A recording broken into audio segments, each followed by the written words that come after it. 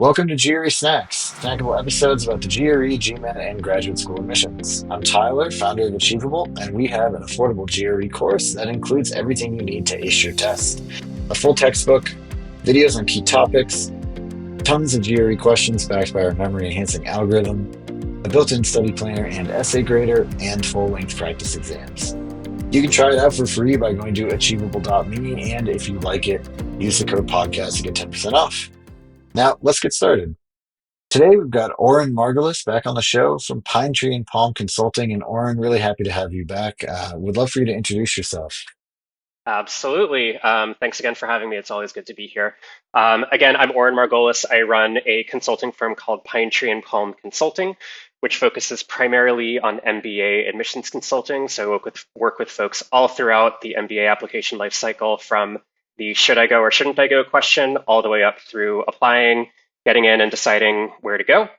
I've worked with folks apply to all of the top programs, both full-time and part-time, and also executive MBA applicants as well. I am also a leadership and executive coach. I've had a career in HR and talent development, so I do that work along with career coaching alongside my MBA consulting work as well. So good to be here. Yeah, great.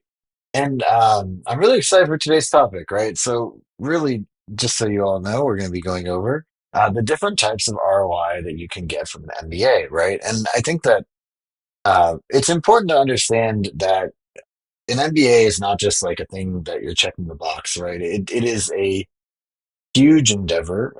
Not only is it a lot of work to get into the schools that are really going to make a big impact on you, but also you're going to be spending 2 years and arguably $200,000 to do it, right? And so, how do you kind of, like you're investing your time and money, right? So, how do you think about this investment and like yeah, I guess let's just start there. Like, how do you think about it? How do you get people kind of prepped when they're first starting on this journey?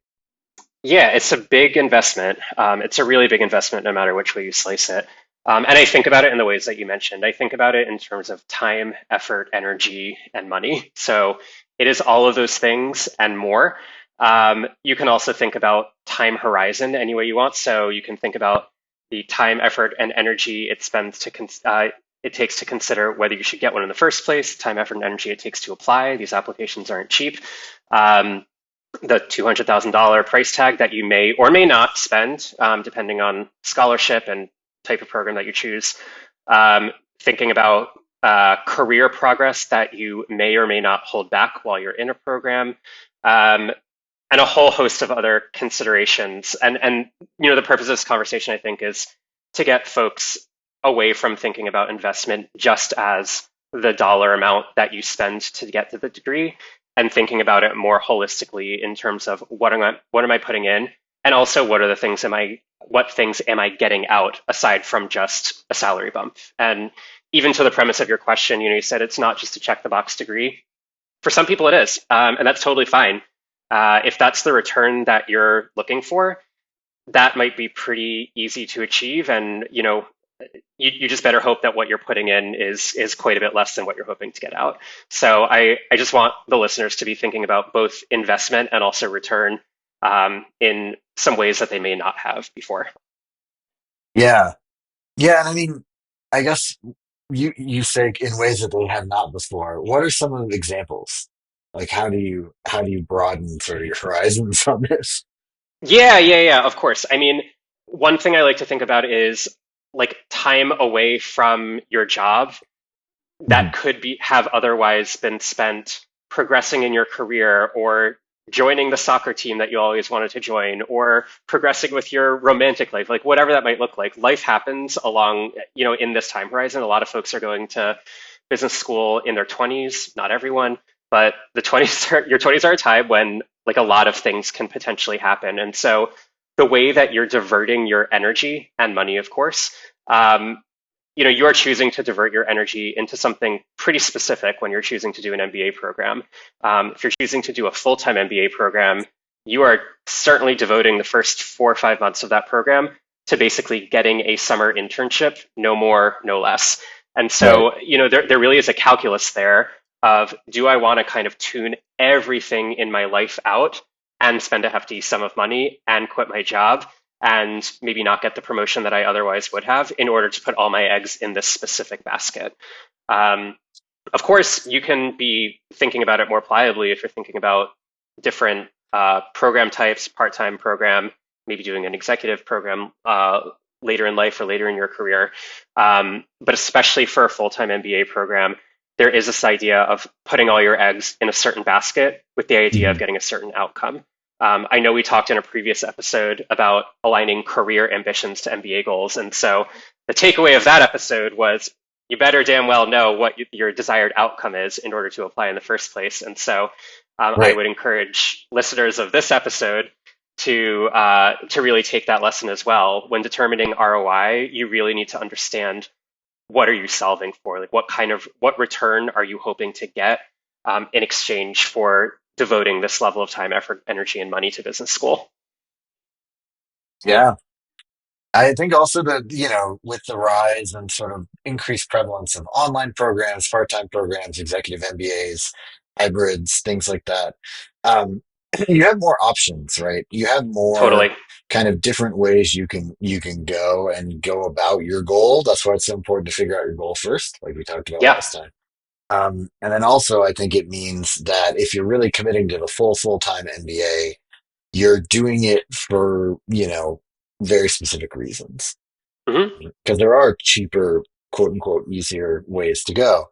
I mean, sometimes, especially given sort of the state of the current job market in tech and other white collar fields, it's like, I know that at least in, say, 2008, it was pretty common for people to go and get an MBA because they just wanted to kind of let the world move on for 2 years and then go back into a Sure. better job market. Do you feel like that's still the case? I mean, I kind of worry that AI is only going to accelerate and therefore that's maybe not the case, right? Or I don't know, is it different this time?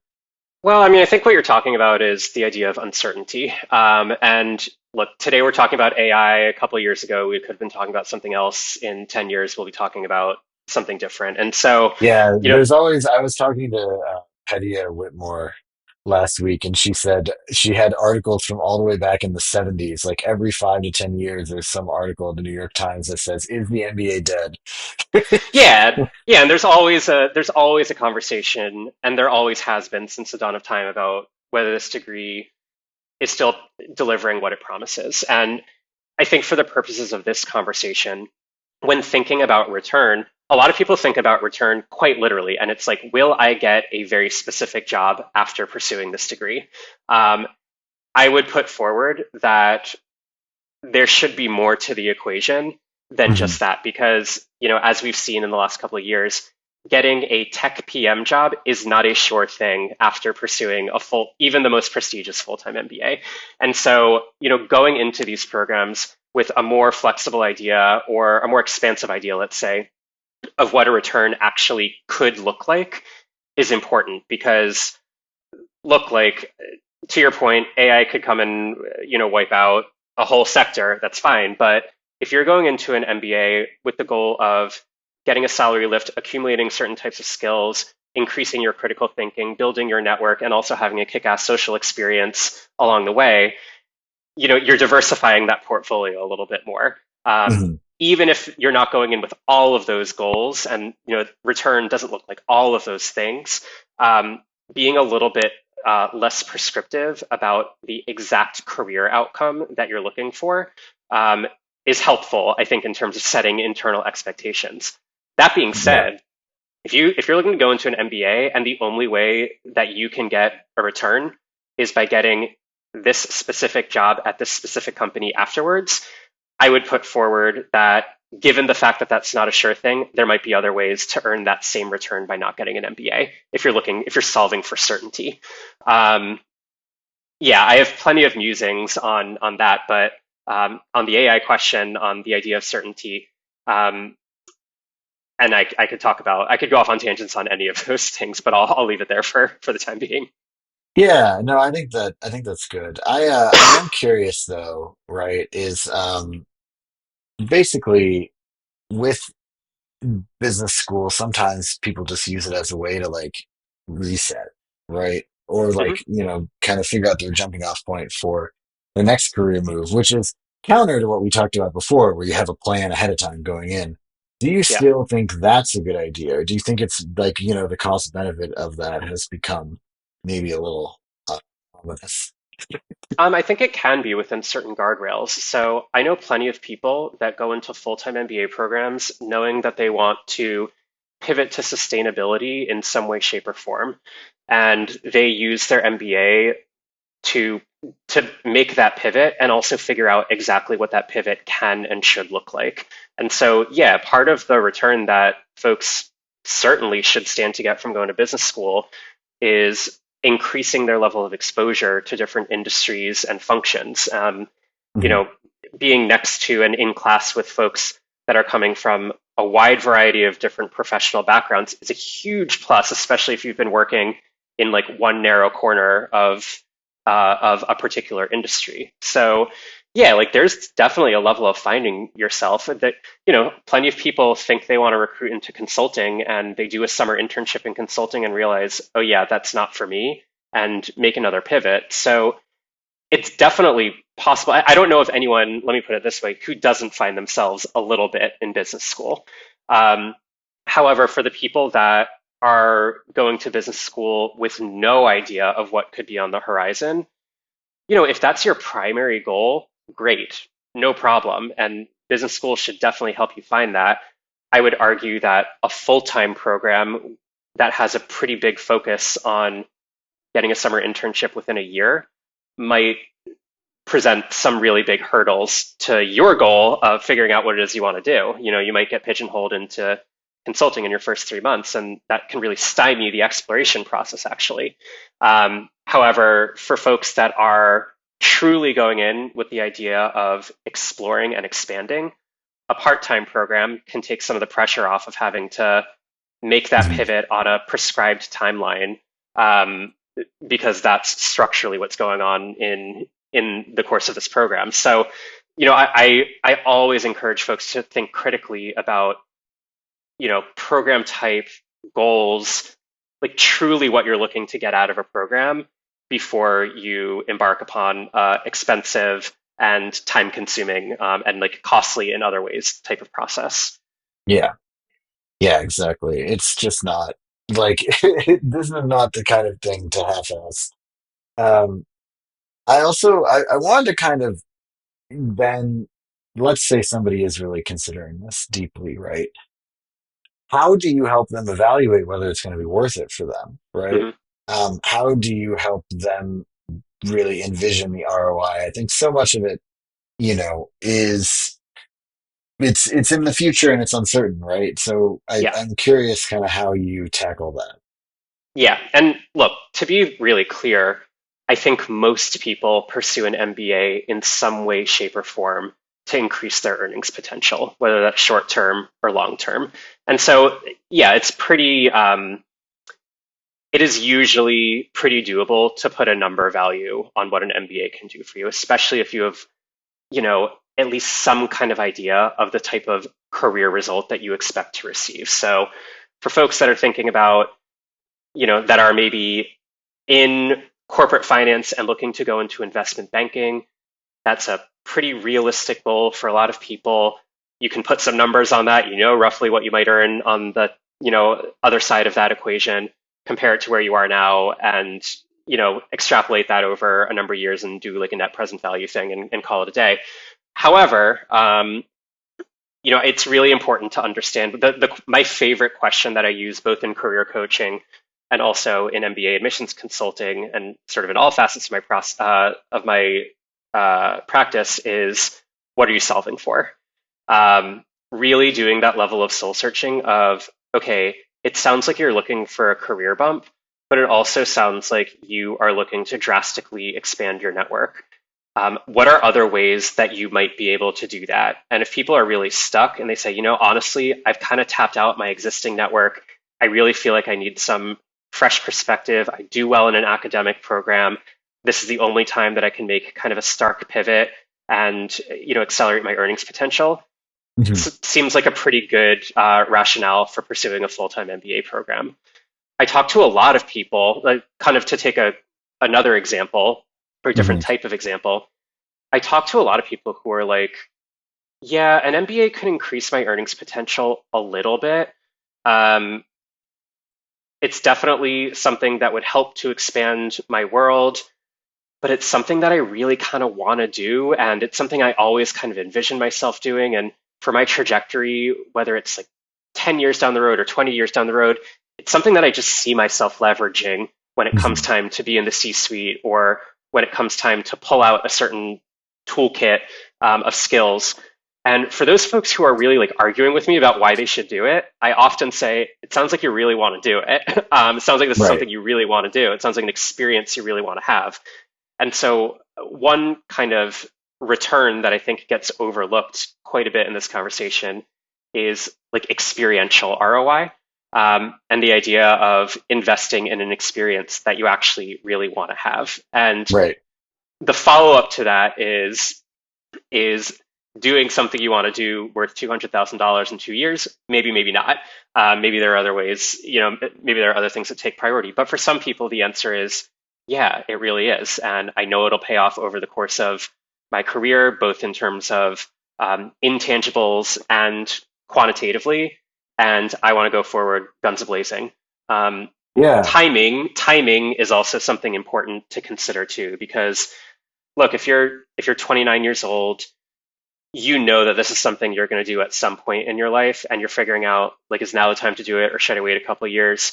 Um, that opportunity cost of waiting could like be really outsized in that equation. So, Yeah. thinking about like what window am I in is important. Well, definitely. One thing I noticed when I was looking at the GRE data was that after 35, like almost nobody goes to business school. And that might be Mhm. like bad. Like, I think maybe that should change, but for now, that is how it is playing out in the data.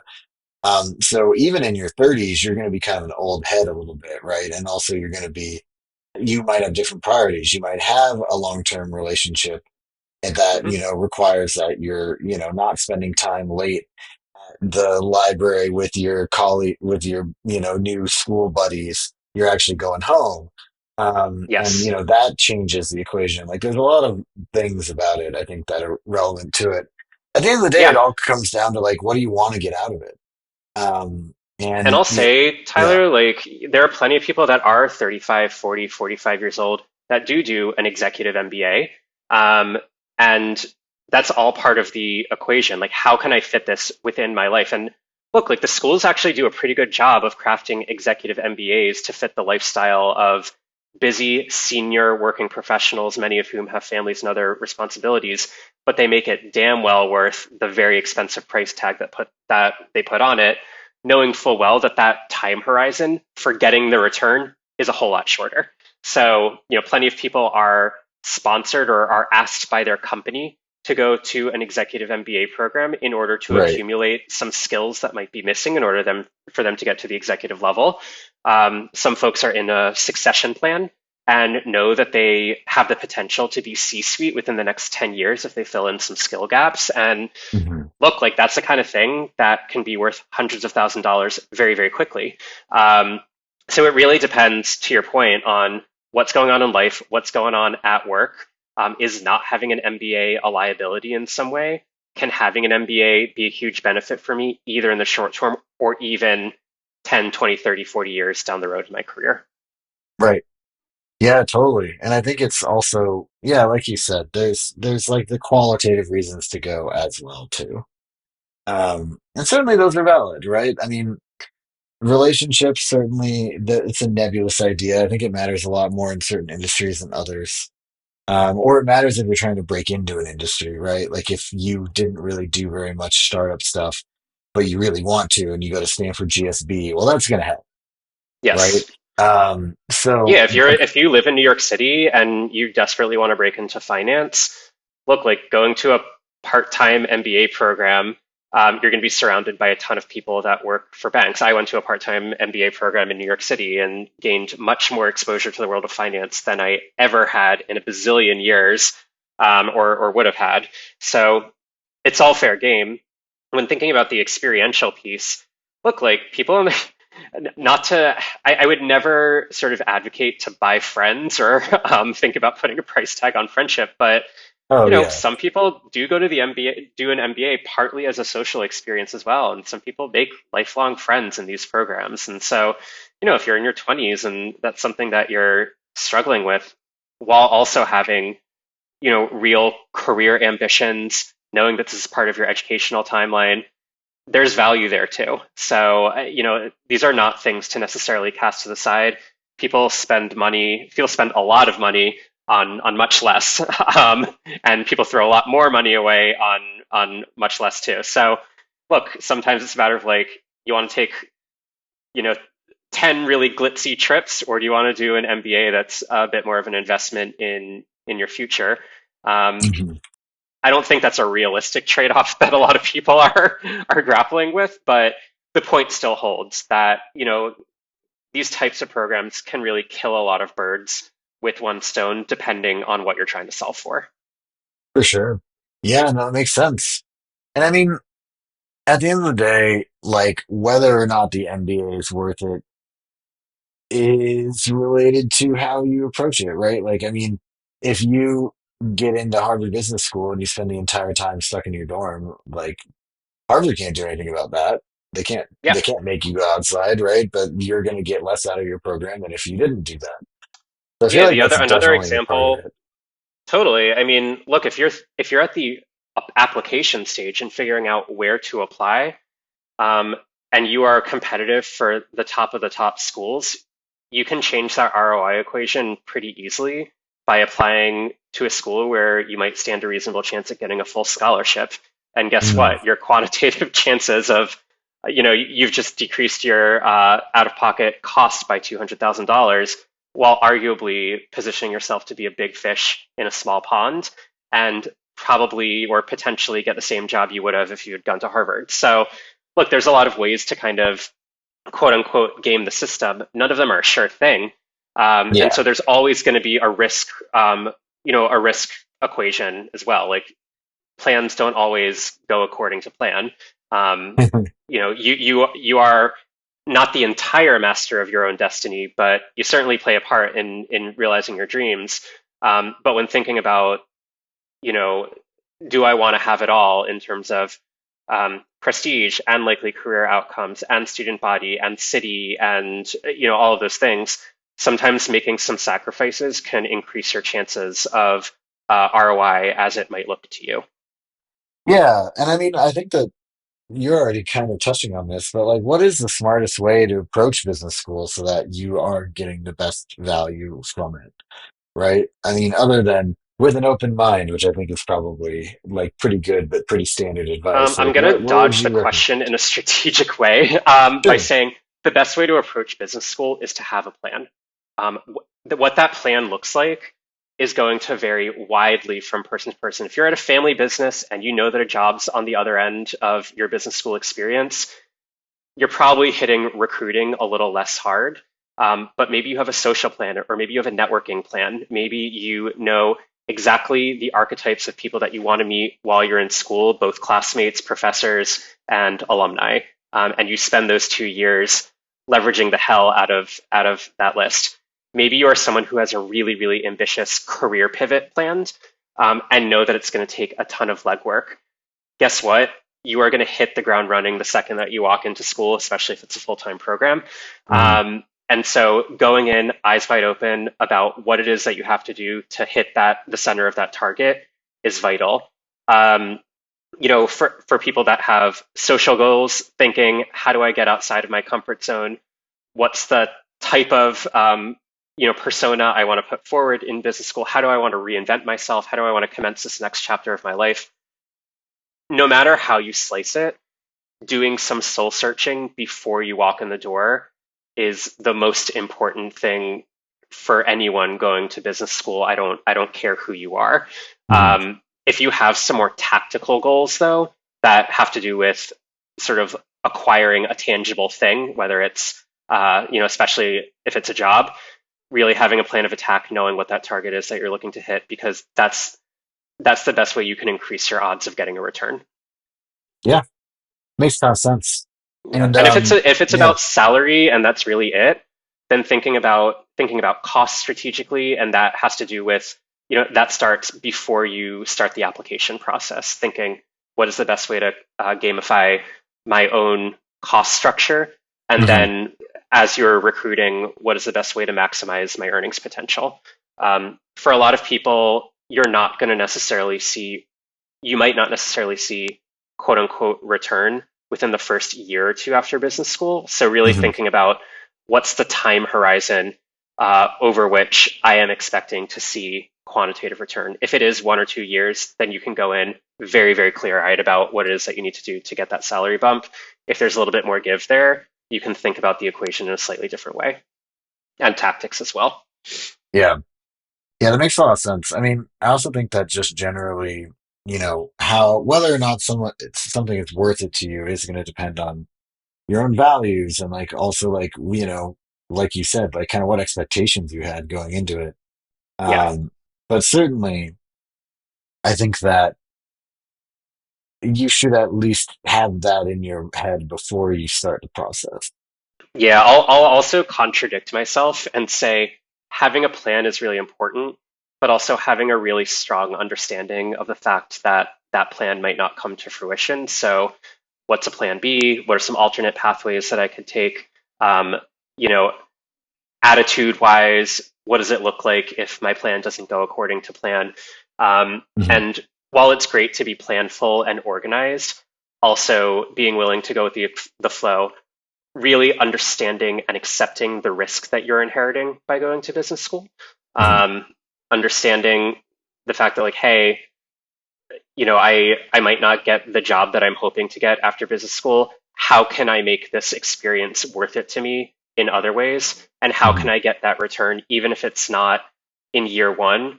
maybe in year 2, 3, 5, or 10 out of business school? So it's still worth it, even if it's not worth it in exactly the way I was hoping it to be. Yeah, exactly.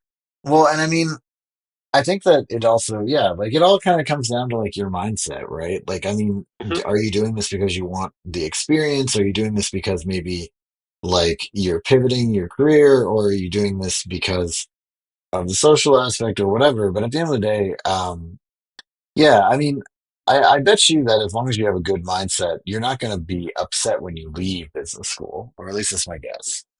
Yeah, I mean, look, it really all goes back to the same premise of getting real with yourself and really inventorying what will it take for me to realize return.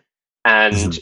if you're coming back to one or two really narrow ways where this equation can be worth it, whether it's salary, whether it's a specific type of job, um, if there are other ways to achieve that, amazing. No one needs to go to business school. It's not a must. So if the equation of both the intangibles and tangibles are not adding up for you, don't apply and don't go, really. If you're looking to increase your salary by whatever means possible, there are a lot of other ways to do that than by going to business school. And so I really encourage folks to leave no stone unturned, because ultimately you are looking to realize a return on investment, like in life, right? You can invest in 2 years of business school. You can invest in networking your ass off for the next year and a half. You can invest in career coaching, like whatever that might look like. There are a lot of different ways to achieve goals, whether they're professional or social goals that you have for yourself. An MBA is definitely not the only way. And a certain type of MBA also isn't. If you do come down to like an MBA is the way to do it, an MBA is not one size fits all. So, Hmm. if it's truly about getting the piece of paper and that's it, thinking about maybe either a cheap or fast option to do it could be perfectly fine. But for folks that are looking to leverage an experience, a certain level of prestige or sheen, they're looking to get a certain type of job that only a prestigious MBA can open the door to. Those are real compelling reasons to do it, especially if you're down for the experience as well. Yeah, very cool. Well, then, I also wanted to just like throw you a little bit of a curveball here, Oh, great. which is why shouldn't you get an MBA? Like, what's like the counter argument or counterpoint? Just to kind of help people like think about this more.